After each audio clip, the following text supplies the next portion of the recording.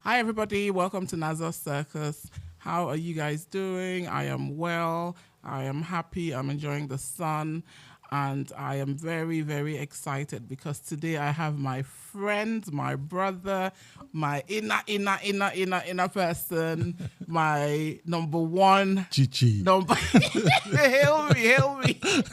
My number one person.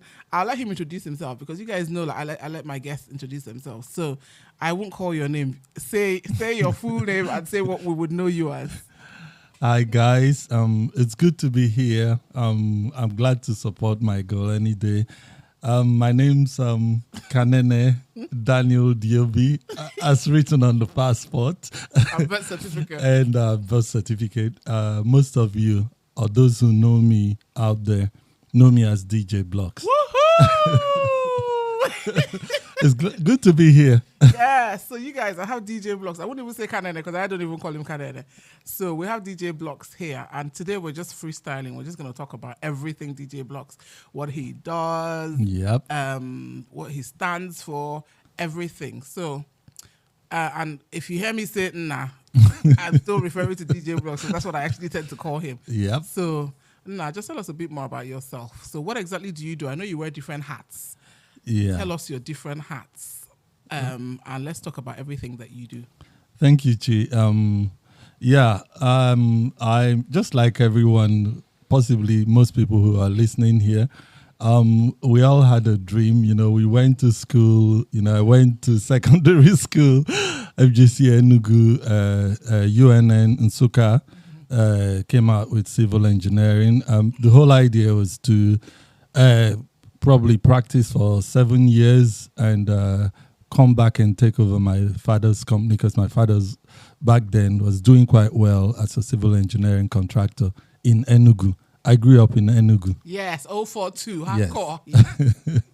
Okay, so you studied civil engineering. Your plan was to take, at some point, continue along that path. And then what happened? Correct. And I know you want to finally get to the DJ thing. I know you don't like talking about yourself. So today, We're going step by step. I'll try.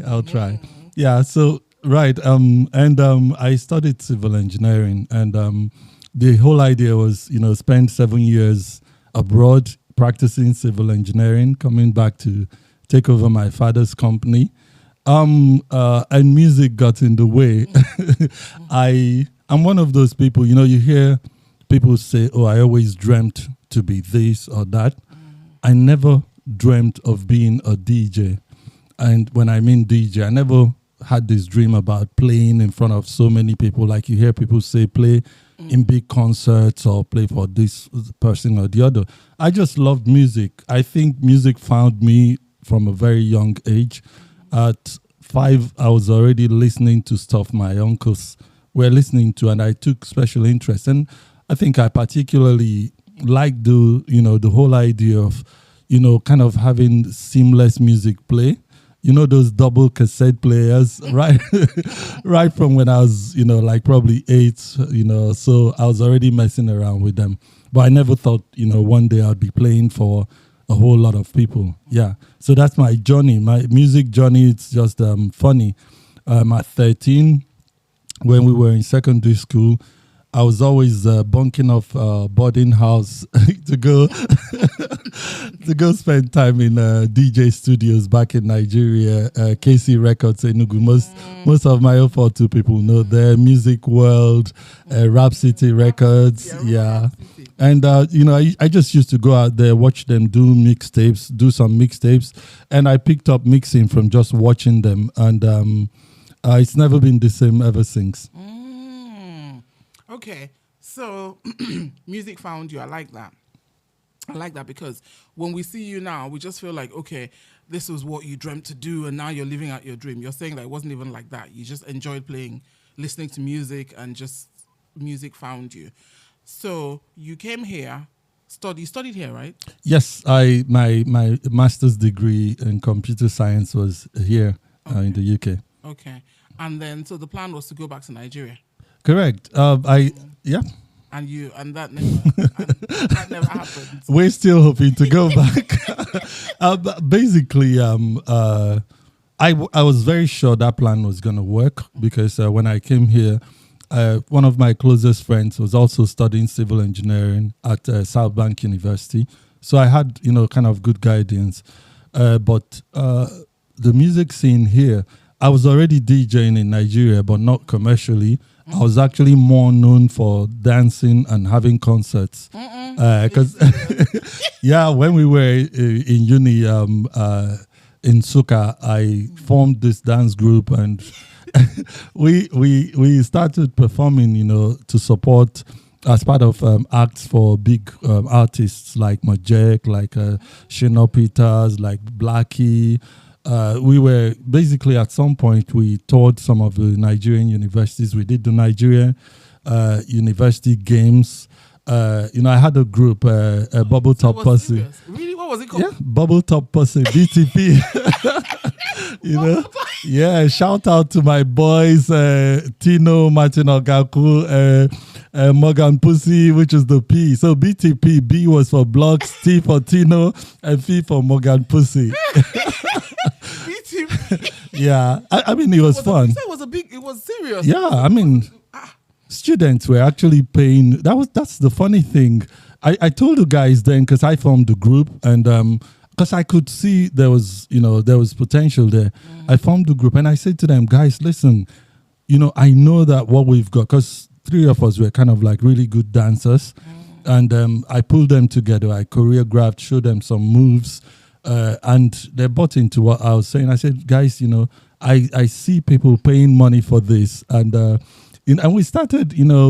I think our first concert was Crash Band Uniben came to perform at Nsuka, and we were given a slot to perform, and from there, that was it. The sky was like the limit. Students paid to buy tickets to come and watch us perform, and we went to Imosu back then, Okigwe campus, and did different places. Unical.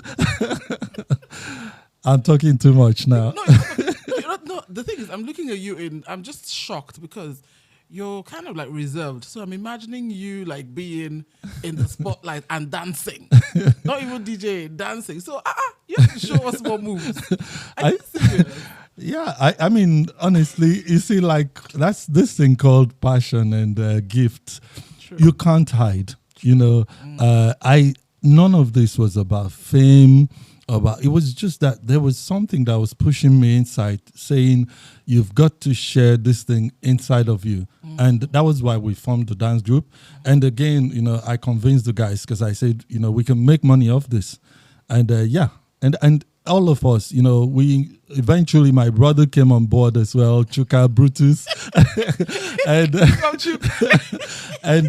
Chini as well. Chini came on board. She was the girl, and you can ask guys who were at UNN back in the days. It was fun, but yeah, we were just having fun. It was just a bunch of students, and like today, I'm still having fun DJing. The focus was never about trying to be popular or make so much money or anything. It's just that, there's something inside of you and you share with the world. So how are you? So now in the UK, so you didn't go back. You're still here. You say the plan is still to go back at some point. So let's talk about your DJ journey in the UK. How did that even because you're the number one destination DJ. Let me tell you, let me even pull this thing back. When I started doing this podcast, I was like, people are fixated by celebrities in quote marks, people that everybody knows. But to me, most of us are celebrities in our own right because we're all kind of doing, things that we amazing things. Yeah, amazing things. Some of us have survived, cancer. We're all celebrities in our own right. So, Mio, you're my own celebrity. Yeah, we made it. Yes, number one destination DJ. I don't care what anybody says. I'm humbled. So, tell me about this DJ journey in the UK. How did it start? Right. Again, like my statement earlier. You can't hide when you've got something special. When God deposits something in you, it's there to be shared with people. And it took me some years to know that. And I came to the UK, normally we trying to settle in, work, what gets the better of you. But my music was always there. I bought myself a set of, turntables, the necessary things to DJ with. And I was DJing at home. I was still making mixtapes because I was making mixtapes in Nigeria. Okay. So, so it was I carried on. Mixtapes. Yeah, I carried on making mixtapes for friends and family. And one day, I was in one of my friend's car. This guy, Elvis Moore, he used to have a phone shop in Brixton Hill. Yeah. And I was in his car and he was playing some tunes and I gave him a mixtape. I just said, just try this. And the guy played the mixtape and he says, "Oh my God, this DJ is bad." And he never knew I was a DJ. I said, "Oh, I did that." He said, "Get away." I said, "No, bro, I did that. This is, And he didn't say a word. He drove me from there. He says, "Oh, I'm just passing by to see one of my friends. Do you mind, if we branch by?" And he drove me to this a place like a restaurant/nightclub on Old Kent Road. This was in the afternoon on a regular weekday. And we went upstairs, and when he got up there, he says to the guy, "Oh, Fido, this is your man." Yes, I remember Fido. Yeah, okay. This is who you've been looking for. And I was looking at him like, what's he on about? They're talking about you and you don't even know what the deal is. And he ends up that, and he tells Fido, this guy is one of the baddest. He's done one of the baddest mixes I've heard. And Fido says, "Oh, try something." And I played something, because the club was just downstairs. And I remember that club. Yeah, I went and I did like a 10-minute mix. And he says, "How about, are you free on Friday? I want you in and stuff." Anyway, long story short, I got in on the act. That was where I met DJ KC, DJ Ochoco back then. They were running those Sunday, I think it's cookery session. And they wanted me on the Friday with a DJ Blox and Jenny Francis of Choice FM. Yeah, I mean, prior to that, I'd had some dealings with the Choice FM DJs at Granary's nightclub in Overton Yard in Croydon. So, but it was never really my thing, club and stuff. But seeing a brother, a Nigerian, owning a club and stuff, I thought, okay, I'll give it a go. So anyway, that was how I got into the aspect of DJing, but I never really liked the club scene. That's a story for another day. And I thought, if I'm going to do this, I'm going to find a way. So from back then, I started doing private gigs, like, people call me up for their weddings, their birthdays and stuff. And this was, I think, from 94 onwards, I'd been doing stuff in the UK. Oh, wow. And so you played at Fiddle's? Did you play at Fiddle's Club for a little bit? I did. I probably did like maybe I think it was like three weeks. But I never liked the club thing. There was just, I'm sorry, I don't want to use the word because a lot of other DJs might be offended, but it just wasn't my thing. The whole aspect of agreeing to terms and what happens afterwards, and it wasn't for me. I kind of felt like there was something out there, but this wasn't me, really. Yeah. And also maybe even with your personality, maybe you just didn't like the whole. Possibly. Yeah. Okay, so this was like 94, so things just started picking up from there. That's right. And and till date, I'm not on radio or TV or anything. It's still word of mouth. And you play for one person and the word goes out and people talk about you. And that's how it's been for me up until social media. So I carried on playing private gigs and stuff. And in I think it was 97, towards the end of 97, I moved over to the States. I was between the US and UK. And I was privileged to play alongside quite some really very well-known DJs. I guested in a few clubs, and I also did some radio. If you want me to name drop, can you see me? Yeah. cheap for you, I'll do that. Please, Okay, Nell's nightclub in New York. I guessed it. I played alongside Funkmaster Flex, and in Houston, I did a bit of radio. I was always DJing for DJ Quest, who would be on the radio, who do most of the talking. I did do the mixing, and I was just around the sets, a few concerts as well. But I think that's where I'll keep it. But I was quite busy, DJing out in the States and occasionally coming to the UK to DJ. Yeah. I didn't know you ever even went to the States. For about, 18 months, almost 2 years. I was back and forth. I still had a place in the UK, but I also was moving around cities like New York, like LA, Houston. Yeah. You see, this is why it's good to do this session, because these things you're telling me, I would have. If anybody came and told me these things, I would have said, I don't know if it's the same DJ Blox that I know. Maybe I'm not aware that he even ventured to across the pond. Right. So fantastic. And we're going to talk about social media soon. But how did you? I mean, I guess I want to talk about destination gigs. Right. Because that's like taking it to another level. That's an industry on its own. That's an industry on its own. Mm-hmm. So do you remember your first destination gig? Or do you know the location? Do you remember the location? I think it's only fair to say that my sojourn, in the US, I would consider that destination. Because I was kind of like in the UK and I was going out to the US to do stuff.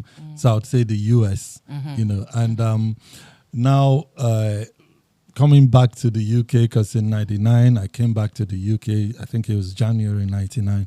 Came back to the UK. And at that point, I was kind of like, this DJ thing, I kind of felt like, no, I'm not going to be out there playing again for people, back to my usual self of hiding away at home and, doing my stuff.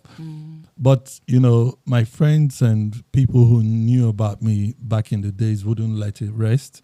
And it started again from, I'm getting married at my child's birthday.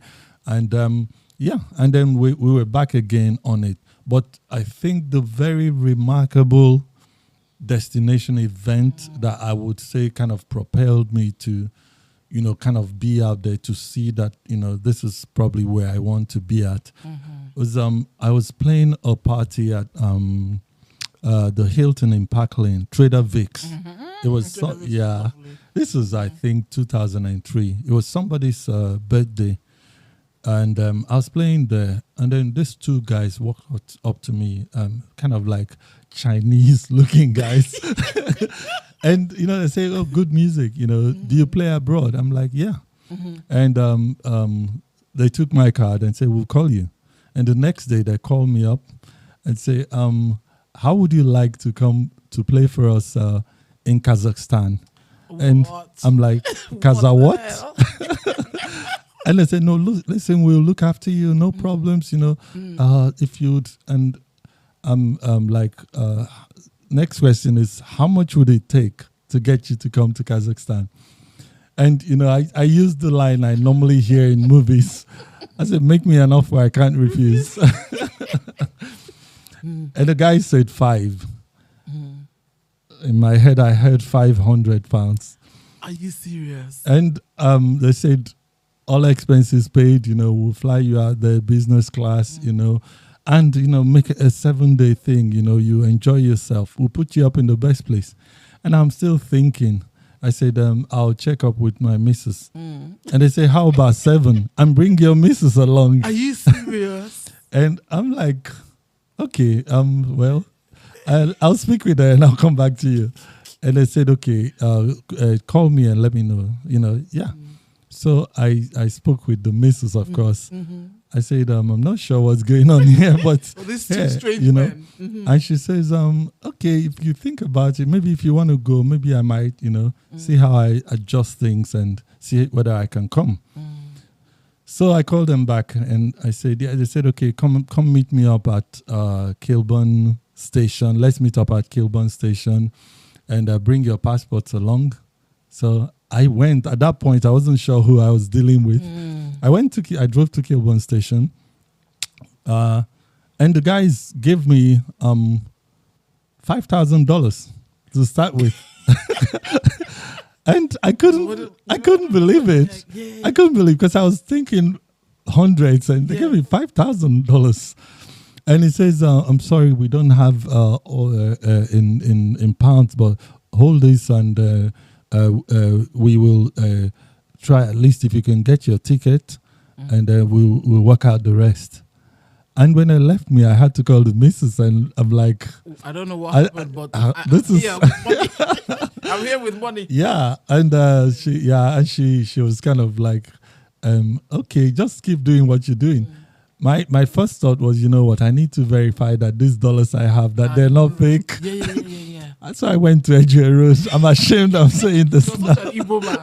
You carried the money to go and check. I went to Edgeware Road and I gave them $100 to change. And the money was legit. You're a businessman. At that point, I knew that there was something coming, you know. And you know, now we're here today. Of course, we went to Kazakhstan. She came along with me first time. Over 2 years, I did like 8 other trips out there. And that's the story of my destination thing. You know, it started with non-Africans, funny enough. Really? Yeah. And this was when? Do you remember what year? 2003. Wow. Yeah. Kaza. Almaty, beautiful place, Almaty in Kazakhstan. It turned out he was kind of the son of the vice president, and I didn't know that all along. Really? It's another podcast to tell you about, some of the things I've experienced, you know, just doing destination events. So 2003 was the kickoff. That was the actual kickoff, and then I think Nigerians really started getting into the destination thing maybe around 2006-07. I mean, if anyone else was doing it, you know, celebrating abroad, I'm not aware, but I know from the circle of people I know, I started getting inquiries from like 2007, like places like Prague, like what's the other one? This lovely place in Cyprus, Lanzarote kind of area, Napa, and you know, the Mediterranean coast, and then of course the US comes calling all the time, and then Nigeria, you know, and So I mean, back then destination things, they weren't a thing. I don't know any African seriously, you know, in the circles that I had to do anything for. They were mainly, you know, like Oyibo, like we say, you know, Yes. Mm-hmm. Oh, but now destination things are now the in thing. Everybody, and I'm glad, because it's opened up a whole lot of a new avenue, totally a new industry, you know, and it's one life. So come on, why not? So let's talk about COVID. Because COVID halted, obviously, all those parties and all those gigs. Talk to me about COVID. And I know some of the answers, but I'm going to ask you, because I know that people that are listening may not be privy to what some of the things that I know. So COVID hit, and then tell us about the movement, because that's what I want to call it. COVID, oh my God, that's another chapter, you know, a real chapter in my life, because it's funny. I had an inquiry from this lovely gentleman, you know, someone who I still admire. He wanted to have a party, and I wasn't sure what he was celebrating here in London, and I had some gigs in Nigeria to go take care of. This was, you know, 2020, I think, early 2020. I had a birthday party. I had a house opening party. The birthday party in Lagos, house opening party in Abani in Enugu State, and a kind of like a relaunching of a lounge in Port Harcourt.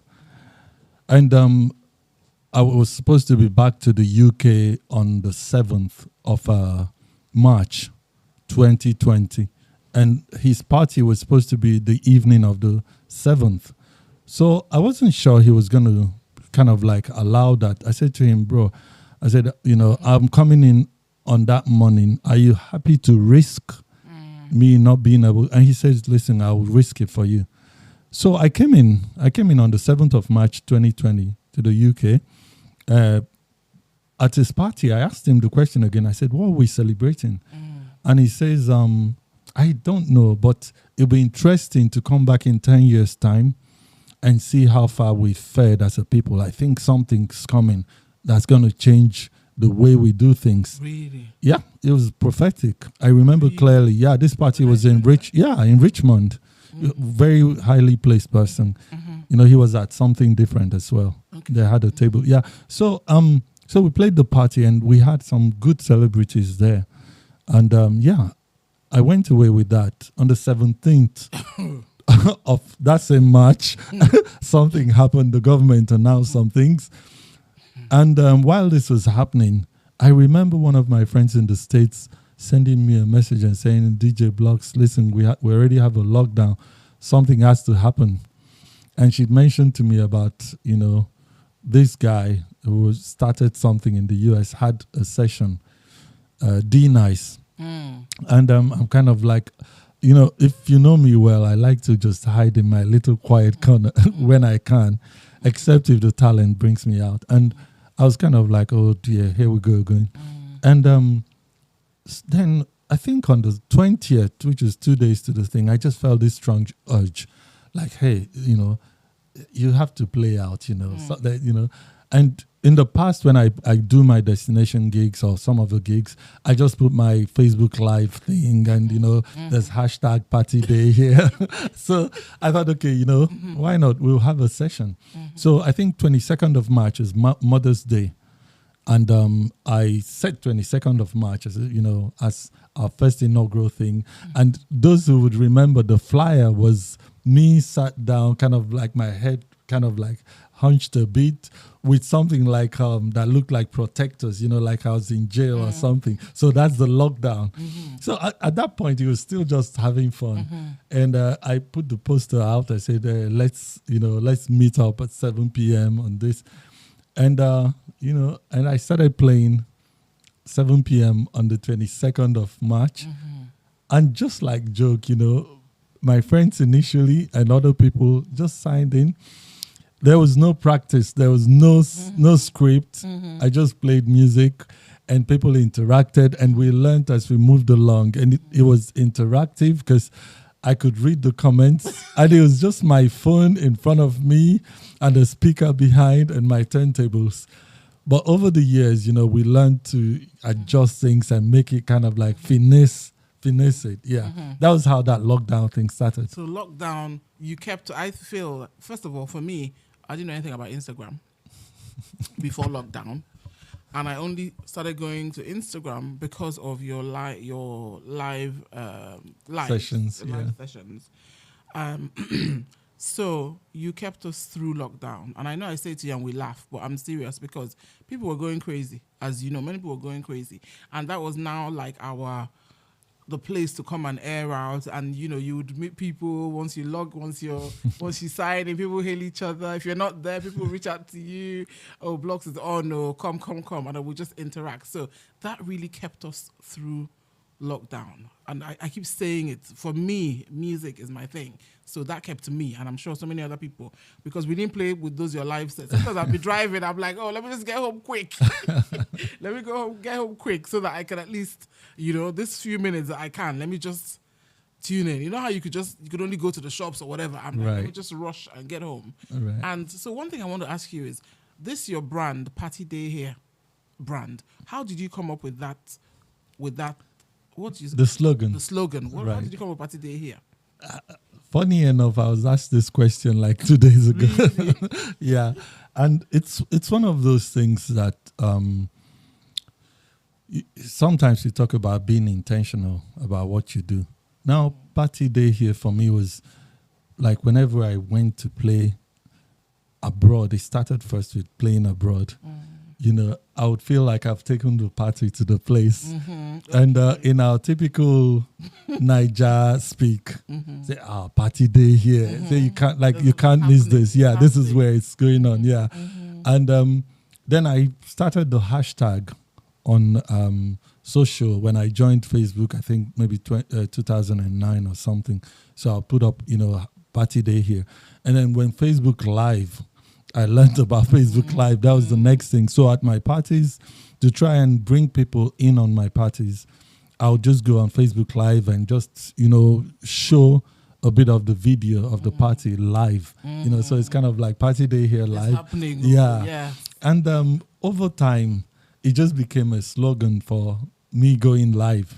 And so when we came to that lockdown time, there was no better slogan to use because already, it was something you could. It was no party anywhere else. Yeah, exactly. And it was the lockdown. Gosh, it was one of those things that you never knew what would happen based on what you had been doing. I mean, we thought it was going to be a six week thing, and then it ended up being like almost 2 years, and the sessions were so important to me because I felt kind of part of a community, and I felt like service to a community, and there was so much work involved, but I didn't feel like I was working. I mean, so many times people never saw what went on behind the scenes, and so many times, it wasn't because I was bored. Initially, it was kind of like to help with boredom, but over time, it just almost became something that was a need. You could tell the interaction with people and then the feedback from people, you felt like you owed them that service. And so that was the lockdown and, probably one of the most significant times of my life. Oh, wow. Well, let me just say this now that we're here. I have to say a big thank you to you because for me, that was my therapy. And I'm sure that so many people like me share the same view. So let me be looking you in your eyes. Thank you right now. I appreciate. So lockdown finished. We came out of lockdown, business as usual. Let's talk about your last event. Your big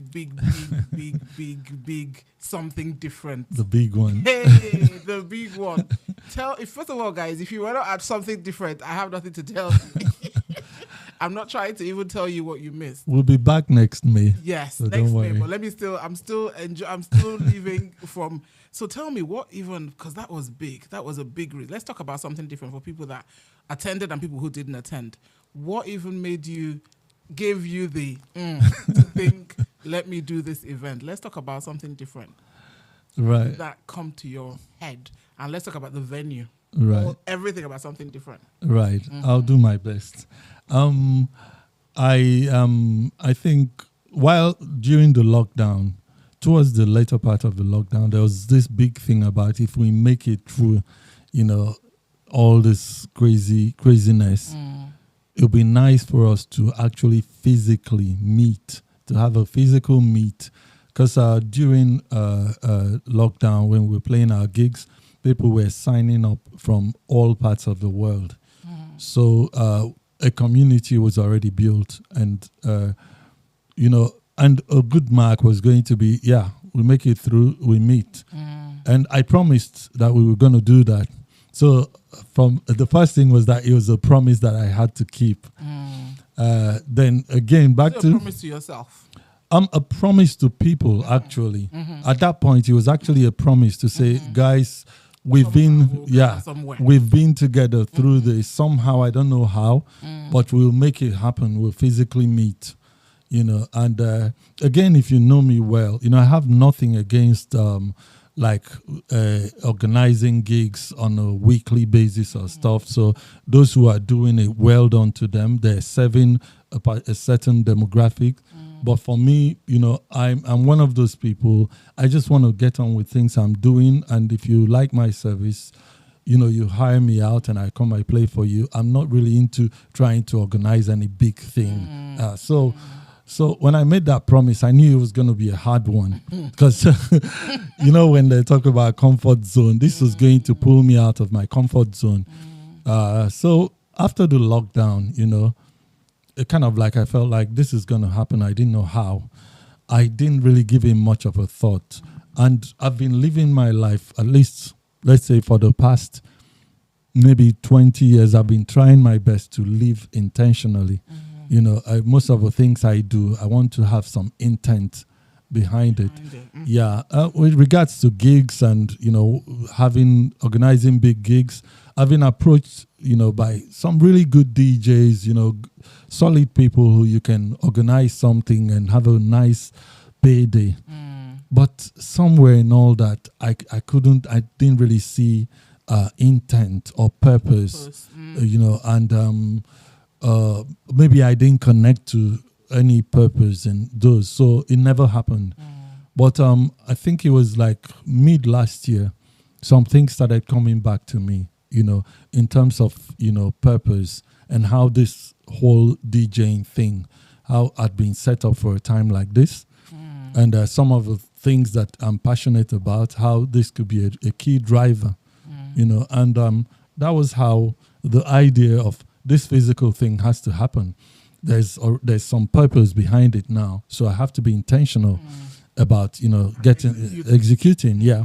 And it was so funny because around that same period, I started having some people approach me to have something, but every time the key factor there, which was purpose, was lacking. So I turned down some of them, and I also accepted to do something just for the fun of it later. But ultimately, you know, my mind wouldn't rest. I was so restless about this. This had to happen. Coming to November, December, and you guys won't believe that what we had on the 25th of May this year, it all came together in like 3 months. It was not something planned like a year back and stuff. In January, I knew that this was going to happen. You know, by February, I had a plan. I approached a few people because what I wanted, I couldn't see the finances to have out there, you know, and I didn't just want any odd party. I wanted a party that there was purpose behind it, and I wanted us to party with purpose. I wanted something that, you know, pardon my use of this phrase, something that was premium, you know, because I kind of felt like, premium, you know, you know, again, like I said, not about, you know, dissing or comparison. It was just what came to me, what was my vision, to hold a premium event where we party with purpose. That was just it. So I had to work through, you know, I'm a trained and practicing project manager, you know, Prince 2 project manager. And I knew I needed to pull some things together. And by end of January, February, this became a project. And initially it was going to be announced in February, but we had some things that made me kind of shift it. And in March, we announced something different. And the name Something Different actually is what it stands for. Wanted to have something different, you know, that's kind of like where we come together, we network, we party with purpose, we're networking, we're connecting people to each other, which I kind of at that point realized was a kind of a gift in me, you know, being able to pull people together, you know, just have that networking was key behind all of it. And part of that networking, some other key things like mentorship, like actually looking at giving back, either through mentorship or through sponsoring people, you know, intervening in education. Can we talk a bit more about that mentorship? Because I know that, you know, it was talked about at the event. But can you tell me a little bit more about, can we go deeper about mentorship? Yes, that's a whole topic for another day, but I'll touch on it. Yeah. So why did you, I'll touch on it. I mean, I lost my dad when I was like 7 years old. And, you know, my mom, amazing woman. I mean, she did everything. I can't fault her for one. You know, she did everything. But you know how it is. You're always looking for figures. You know, I mean, for me, I was looking at, you know, where is this guy, you know, who's doing well or who I can pick up, you know. Basically, it was a search for a mentor, you know. And through my life, you know, when I talk about, many people didn't even know that served as my mentors because they would my aspirations were kind of like picking the positive things in them. So there was no one whole person who was totally okay. I would see this guy. Oh, this guy does so well in this. I'll attach to it because I was yearning for that. Of course, there were a few people who would occasionally advise you, but so I kind of like I saw this as I have kids. I have young ones, and I observed a kind of like a gap. I would call it a gap. Kind of like a gap between or sort of like a gap between like probably I would say parents or adults and the young adults as they're growing. And many times, you're not prepared for this. These young adults, they don't come looking for mentors or stuff. They don't come up to you to say, "Oh, I'd love you to be my mentor," or stuff. They don't even know they need this, but somewhere in them there's a need. And for the older ones, we get so caught up with so many things we're doing, we don't realize, we think that part of maybe raising the next generation is just purely maybe paying fees and tapping people and and all that. So I kind of like, I saw that gap, and I've seen different mentoring schemes. I've actually mentored people in other ways. I ran this workshop one time at Graham Park Estate in North London, where it was through DJing, but I got in contact with very young kids who were dealing drugs. I'm talking of 14, 15, 16-year-olds. But through music, they could come closer to you. And at a point, they're saying, "Oh, you're a good man. I can't be like you. I know, and I'm like, why? Why I'm, by the way, I'm not good. It's God who's good. But, I just saw that gap. And I felt like, I was well positioned to reach out to, some of our folks, maybe the guys, the corporates, the people in, certain industries, to try and connect them, with the young adults who actually need some form of mentoring. And, here we're talking of mentoring in careers, so that was part of one of the key drivers, the key things that we wanted to achieve, that we hope to achieve through this partying with purpose. We get together, just put people in touch with each other, start with that, break the ice. And who knows, because I don't believe that, I think people have different roles to play. Maybe we're just connectors. So, yeah. So our core focus now is to be connectors, between mentees and mentors. So we want to attract a lot more of our folks who are in kind of like in great positions, to come forward to be willing to mentor young adults. Mentoring is no joke. You have to. That's right. You have the time. Yeah, and also at the same time make a call out to the young adults because they love my music. Thank God. And somehow when DJ Blox says, "Hey, come for this," to let them know there's something there for them and put them together. And we're working behind the scenes with some mentorship organizations, formal ones. In fact, on Sunday I was having a chat with this gentleman who's doing amazing things in mentorship. I'm excited. We're going to go into collaboration with them because that's the name of the game. We collaborate. Yeah. And so with the mentorship thing, so if there's a young adult that wants a mentor, or how will they navigate it? Like, is there on your website? Is there a way? Do you see what I'm saying? Yes. How do they? Because we know that young boys, we came from back home where ninjas. We don't have to, fight for what we want. Yes. For the younger adults, we kind of need to, like you said, just connect. Yeah. So how on your website, is there like a link to the mentor, or is there somewhere? Because I'm trying to signpost. Thank you. At the event we had the QR codes that actually, people were supposed to scan and go, and we have a campaign that we're planning to start from July, and there'll be lots of noise on that. And hopefully I'll be back here again to talk about it. And that, there you would be you would be able to register for your interest. And I would share. I think when the you know, there'll be a link Yes. that could be shared. Yes, in the description, which would allow people to actually come forward. Because really, guys, you know, it's our community. Of course. If you're not coming forward, then we're not going to have people who are going to serve. Yeah. And if you have young ones too, put them forward. Just encourage them. And this is not any serious classroom work. This is real life we're talking about. I mean, they're going to want to get job placements. They're going to want to have some work experience. They're going to want someone who actually tells them about what working in different industries, sectors, what it entails. Yeah. Because we're not going to be here forever. That's right. We need to equip our young ones so that they thrive when we're not here. Yep. Well, I like the mentorship scheme, you know, the drive.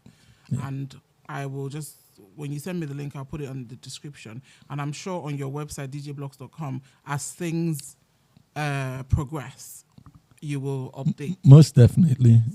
In July, there'll be enough section there. Yeah. Okay. Fantastic. Okay, so to round up, so we know about DJ Blox, the DJ. Who is DJ Blox outside DJing? I know that you're married, so let's talk about a little bit about, you know, how many children do you have? How do you merge DJing with family life and your 9 to 5, by the way? Correct. You still have another job. Correct. Let's just talk about, so let's move away from DJ Blox. Right. Let's talk about Kanene. Okay. Okay. I am the first to admit this. I am thoroughly blessed. You know, when you talk about being blessed, I am so blessed. Yes, I have a family. We're a family of 7 and 5 kids. My parents had 8. So please free me. So 5 is okay. Yeah, I've got, you know, an amazing family behind me. Understanding one, sometimes very difficult, because this is a service to people. And navigating that sometimes can be tricky. But, you know, I'm just blessed. And, you know, God always equips us for what you're set out to do. And away from the DJing, like most people who know me well would know, I just like to just go hide out in one quiet corner. I'm more of a hermit, you know, and but you know, I still enjoy life that way, and I'm thankful that I have a gift that I can share with people that can connect me with people, and that can be able to make a difference as well. So yeah, Kanene is I still get on.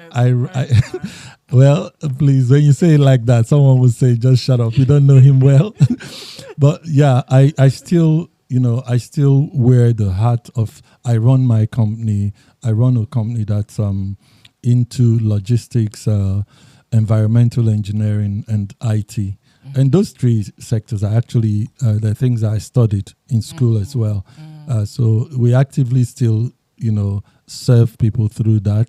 But the passion, you know, actually always makes a way. And It must be difficult just juggling everything, but you're doing a good job. Thank Every time we see you, you seem to just look like it's easy. Because we just come, we see you, we party, we go. We don't know everything that goes into what you do and everything that you have to juggle to be present. Because you know this DJing, you have to read. The main thing about you is that you're present. Whenever I see you at events, you're there. You don't just come and play. You don't just come and play and just go. You are there. So it must take a lot. Yeah, it has to take a lot out of you to show up each time. I'm thankful because, like, to be quite honest, I actually see it the other way. I actually thank God for the DJing thing, for the music, because I would have gone mad. It's the balance for me, you know. I mean, I do get worn out because it's work, you know. It drains you physically, emotionally, you know, and financially as well. For those who probably don't know, you know, you invest a lot in it. But you know, like people who in the past have said, "Oh, why don't you just dump every other thing and just DJ?" Or "Why don't you just dump DJ and focus on this?" the truth is that I couldn't leave either one of them. If when I tried in the past, I almost lost my head.